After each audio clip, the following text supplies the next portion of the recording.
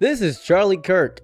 He's gone. He's in the ground. He's in the dirt. He's buried. He is out of here. Yeah, he's gone. And it's been what, 6 months now. 6 months since Charlie Kirk has exited this corporeal dimension. And I gotta talk about the aftermath of this because nobody's talking about it at all besides memes. That's pretty much it. That no one cares. I don't think the event was the worst tragedy in human history as many people said it was out to be, but this bizarre emotional roller coaster that followed in the media ecosystem was crazy. Because if you listen to the loudest voices at that time, days after the shooting, the prediction was everybody was saying it's gonna be absolute chaos. This is the national breaking point. It would ignite some irreversible spiral of political violence that would send the country tumbling into open conflict. Nobody was going to be able to talk to anybody. I remember somebody specifically saying black people are no longer safe.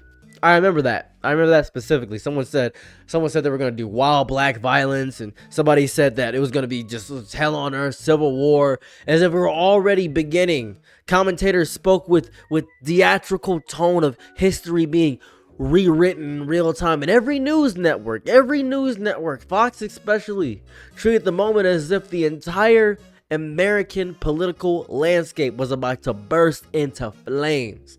And yet, the strangest thing about the prediction of everything, about how everybody was saying all this very vitriolic and outraged stuff, is how it was all wrong. Because after the initial wave of shock and outrage passed, the country did what it always does in the modern media cycle. It moved on. The machine kept grinding. The algorithm kept serving fresh content. I think our attention span has just moved past this completely. I don't hear anybody besides Candace Owens. I think the only person that really talks about it is Candace Owens. Candace Owens is a ride or die Charlie Kirkenstein. Just without a shadow of a doubt. That's pretty much it. There were guys with trucker hats and Bass Pro Shop hats in their cars saying, "You done it now, lefties. You ruined everything. It's my way or the highway now." Politicians and media figures all scrambled to fit their narrative. And the rhetoric reached an almost apocalyptic tone. Everyone seemed convinced that retaliation or widespread unrest is inevitable. The assassination itself was horrifying, and I think it was widely condemned across political lines. The suspect was arrested shortly afterwards. I think prosecutors are pursuing severe charges. I'm not sure exactly what happened with the whole thing. I didn't check up on the story. I don't know what's going on. I think he's in prison, maybe? I don't know. But what followed did not resemble the cinematic disaster people had predicted. The streets did not erupt into constant violence. The country did not fracture overnight. The apocalyptic scenario that so many pundits seemed certain was coming simply failed to materialize. I don't know what happened. Instead, what happened was a brief spike in cable news ratings. I think it was a surge in social media engagement. And then these slow drifts towards whatever tragedy or scandal was waiting in the wings to take its place. I think it was something about the Epstein files, maybe. I think that was it. The Epstein files, who nobody really talks about those anymore. A lot of stuff going on, isn't it? We're in war right now. Did you know we're at a war? Do you know there's a war going on? Big war. Iran war happening right now. Disgusting. I'm going to talk about the aftermath of everything real fast. It's very mundane. I think it's more revealing about how modern media actually works, because I think we go through this cycle every single time. It's the architecture of attention built on the foundations of sand. That's what's going on. See, the story dominated for a while. It's like engagement, tragedy, politics, ideology, outrage. But once that emotional energy faded, nothing happened. I think I'll explain what happened. I'll explain what we got. This is what we got. A bunch of people saying a bunch of things Charlie Kirk never said. A bunch of people feeling fake sad, and a lot of people that didn't even know him jumping in. A lot of stuff like that. Allies of Donald Trump used the tragedy to emphasize concerns about political extremism, rhetoric, pointing to the killing as evidence that inflammatory language from the left has created a climate where violence against conservative figures was not just possible. No, this is the only course that could possibly happen. Critics accuse them of exploiting the moment for political leverage, using a man's death to score points in an endless culture war that's never gonna end.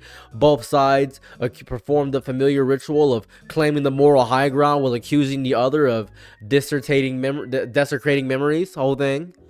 I think one of the most uncomfortable realities of political violence is tragedy rarely remains purely personal or human for long before it becomes material for political messaging. Because before the dead become symbols rather than people, they're people, right? They're people. I believe they're people. That's what I think it is. But I think the most shocking thing is Erica Kirk. Charlie Kirk's widow, Erica Kirk, suddenly found herself elevated into a powerful, symbolic figure within conservative political circles. She transformed overnight from this very private person, grieving a private loss, into this big public emblem of resilience and continuity. She is like taking the reins of Turning Point USA. I don't say Talking Point USA, it's Turning Point USA. She is always front and center. Supporters praising her continuation of her husband's legacy. Everybody's always saying, yeah, this is the best thing. It's so nice, so fun. Here's the part that's really jarring to me, it's really baffling for me, is that everybody's saying, well, she's gonna sleep with JD Vance now. Her and Vance are locked in. This is the greatest thing. Oh my goodness, crazy. She's gonna be the first lady to JD Vance. That's what I keep seeing. I've seen that take the most. That's the most elaborate thing I've seen of all time. It's nutty how wild that is. It's so interesting. I think martyrs are more useful to movements than chaos, right? And I think Erica Kirk took advantage of that. I think Erica Kirk is a bad person. I don't think Erica Kirk is a good person. I really don't. And I don't mean good morally or bad morally. I mean, in terms of everything that a human should be, a person should be, she fails at most things a human in person should be, is how I feel about Erica Kirk. I do think them being upset that she moved on so fast or was so strong was strange, because you can't control how people grieve. Really strange to control how people grieve. I think it's odd to control how people grieve. I think she moved on, and she probably had her reservations about Charlie. And who knows if he was abusive? Who knows how this guy was personally? Maybe it was a great moment for her. I don't know. Who knows? But I do know something important. A lot of conservative people don't respect women, like, at all. So when Erica Kirk became the head of Turning Point USA, everybody said, meh, not my cup of tea. I was there for Charlie because he was a man and I agree with him. Anyways, bye-bye. So that was really funny. To see that was crazy. And yet, beyond the speeches, beyond the memorial service, the television segments, and the heated online arguments, everyday life was pretty normal. Everyday life was pretty normal. I lost my job. That was pretty cool. I guess that's the biggest thing that happened, realistically. That's pretty much it. The internet did what the internet always does when confronted with something simultaneously tragic and political. It transformed it into discourse and the memes and the endless threads of commentary.